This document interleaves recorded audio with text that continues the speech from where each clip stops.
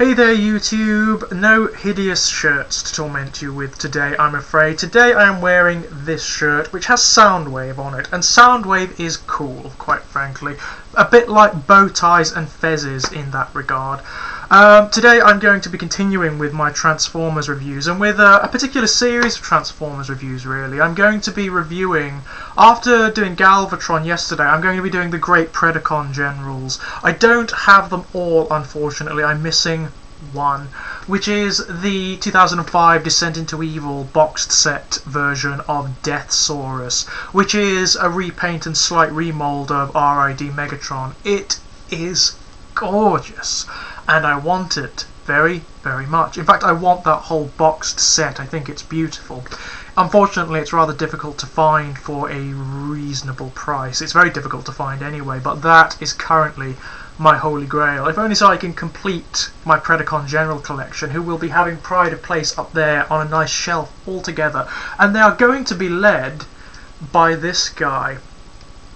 This is Botcon exclusive Razorclaw, who I believe was one of the convention exclusives from last year, a repaint of Cybertron Leo Breaker. A mould that, to be fair, has quite a few faults. A lot of people really despise this mould. In fact, if you look at the interviews on YouTube, you'll find it almost universally lambasted. People aren't just indifferent to it, they hate it. And it's not... I can see the criticisms, I can see the problems that this mould has. I mean, it's one of those bizarre toys that seems to be a retrograde step, or a retrograde quantum leap, really, in terms of design and mechanics. If you compare this to toys from the Beast Wars range, for example, which is about half a decade older than the Cybertron range, which is what this originally derived from, the sophistication of the Beast Wars toys, with all of their ball joints and their bizarre techno-organic aesthetics, it far outweighs this piece of work. Just there is no comparison really. However, what I will say is that in this paint scheme and as this character, the Leo Breaker mould is almost perfect. It's hard to think of a toy that fits the Razorclaw character more aptly than this. Fans of Generation 1 will recognise this instantly. The colour scheme is very iconic, and as is the mode. The original Generation 1 Razorclaw transformed into a lion. In fact, I think he was the only lion former from Generation 1. He was originally part of the Predacon subgroup, the combining team, all of whom transformed into animals. Bizarrely, not all of them predators. In fact, not even mostly predators. Who formed the giant robot Predaking, who is arguably the finest combiner from Generation 1. This is the same character. This is him reformatted into the first Predacon. He is the founder of the Predacon movement, the Predacons who will go on to be the descendants of the Decepticons during what fans term the Beast era. Yes, when the Great War between the Autobots and the Decepticons was decided and the Autobots came out the victors,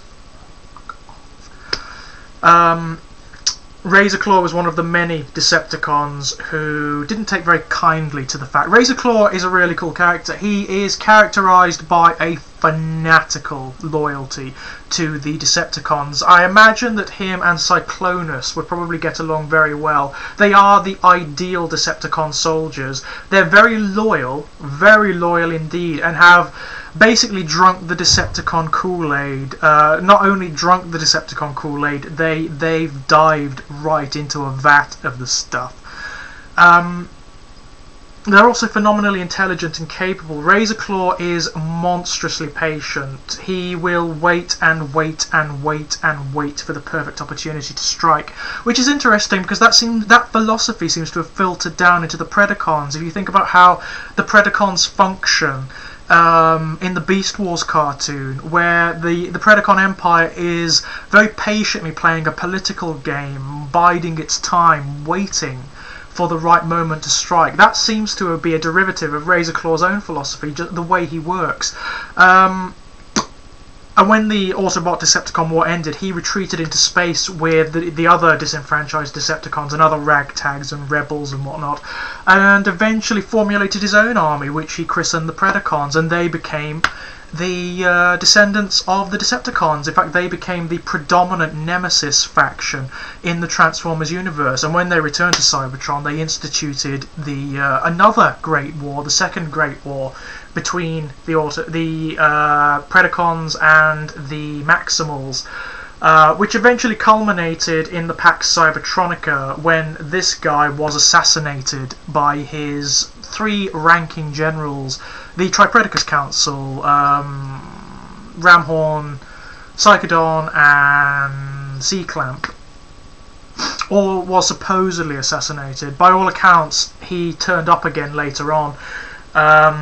Presumed dead, he turned up after the reformatting of Cybertron during the Beast Machines era and is now reamassing the Predacons' forces and their power and waiting to strike again. So there is potential for yet another story arc there, which I'm sure would be incredible fun to follow through. I'd love to actually be involved in writing that, quite frankly.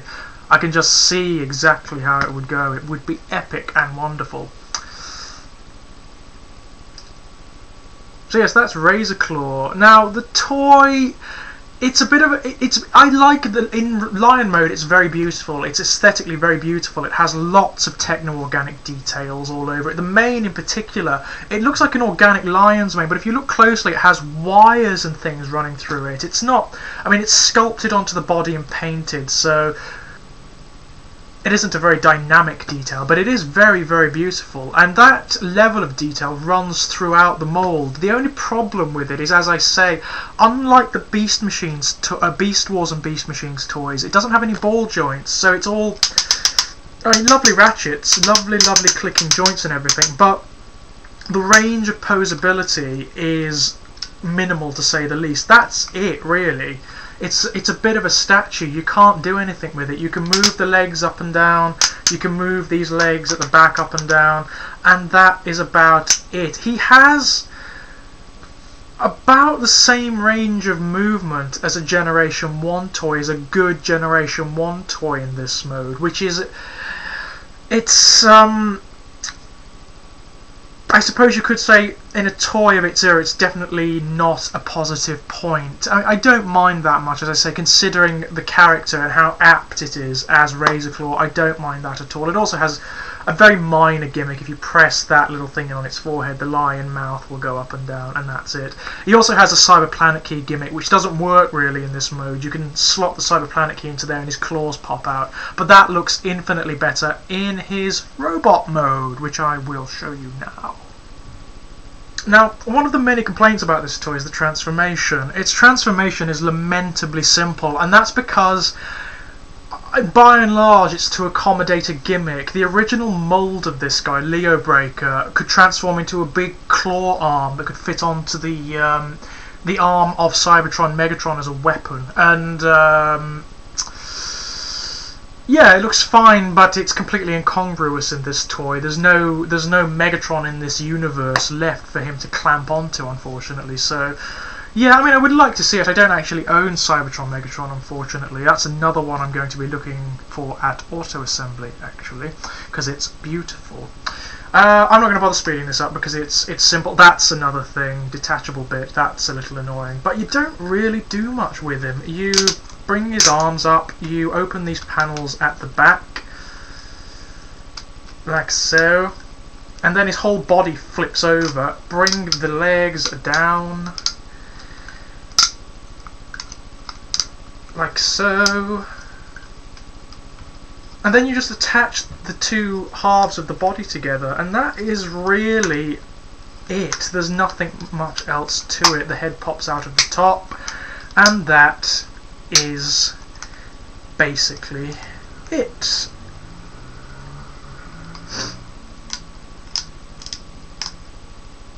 Now there's a fair criticism here in that the transformation is, it's not necessarily just simple. You could say that it's lazy, and I I will accept that criticism. I think it is a rather lazy transformation that this guy has. But it does result in a rather lovely looking robot mode. It's not quite as elegant as it could be, let's put it that way. It's certainly not as elegant as it could be. It does look a little like it's wearing a nappy and it has shat itself, owing to this bizarrely over-exaggerated groin. It's a rather odd detail. It's designed really because of the beast mode, in order to give it a certain length of body, which the original Razorclaw doesn't have. The original Razorclaw is very cute. Like all of the Predacons, he's very sweet looking. Not quite what you want in a Decepticon general. This guy isn't cute at all, he just has an enormous groin, which is odd, to say the least. Also, he suffers from these bizarre joints here that cause his arms to split in half, but it's the only way of getting a decent pose out of the guy. He does have, I don't know whether you can make it out on this camera, but if you look on the sides of his arms there, he does have an upgraded Predacon symbol, sort of like, you know how the Maximal symbol was upgraded for Beast Machines. This is the upgraded Predacon symbol. Lovely. The symbol of a new Predacon faction ready to rise up and topple the Maximals from their seat of power. Yay! Let's hope they succeed this time. But yeah, there's Razorclaw in his robot mode, and you know, it's very apropos for Razorclaw. It really does resemble an upgraded Generation 1 Razorclaw. Even the head sculpt, which I don't think is resculpted. I'm sure it's not anyway. I don't think it's resculpted from Leo Breaker. It's just recoloured, and it looks so much like Generation 1 Razorclaw's head. It really, really does, and it also, of course, has the Beast Mode head on the chest, just like Generation 1 Razorclaw, which is a nice detail. Really nice detail. I'd go so far as to say this is the best version of this toy you're going to find. It's rare, because it's an exclusive, of course. Kind of difficult to get a hold of, but not that expensive at the moment. It's relatively easy to find on eBay. I also love the tail weapon, this whip thing. It's a shame it's not articulated. It would have been very easy to articulate that, or even make it into flexible rubber like Transmetal 2 Megatron's head. That would, or tail, that would have been absolutely fine. But no, it's just solid plastic. But it's still very lovely looking, and he also has these Wolverine style claws here which you can activate. Mit a Cyberplanet key which slots into these little bits on his arms. Hang on. They're supposed to slot into these little bits on his arms anyway, but it's rather, they're in a very awkward position. There we are.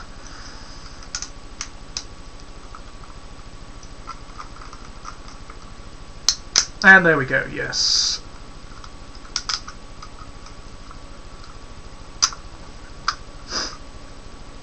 So there's Razorclaw, Mitt, Wolverine claws deployed, which actually looks really rather cool, I must say. He's not I don't think he's a terrible toy by any stretch. He's not the best beast former out there by any stretch of the imagination, but this thing has value if you enjoy the characters and the mythos of Transformers, because it's iconic. It's an essential part of the history and the mythos, and I just love the notion of ancient Decepticons upgraded as Predacons. That tickles me somehow, and I want to see more. I want to see more Decepticons as Predacons. I want to see Botcon exclusive sets of the likes of the original Predacons, the Seacons, and so on and so forth, as modern toys repainted and slightly resculpted as the old characters. I want to see that. There's an entire range of toys there that could be produced, and it would be wonderful. Very, very wonderful indeed. So yeah, there's Beast Wars Razorclaw, a nice toy actually. I do like him. For all of his faults, I like him quite a bit. He's a lovely display piece, not terribly playable, a bit awkward and clunky. Suffers from being a toy designed around a particular gimmick, which is always a fault. Toys should never be designed around a particular gimmick. The gimmicks should be unobtrusive and incidental, if they're there at all. But yeah, a nice piece, and worth getting for its mythological / historical value.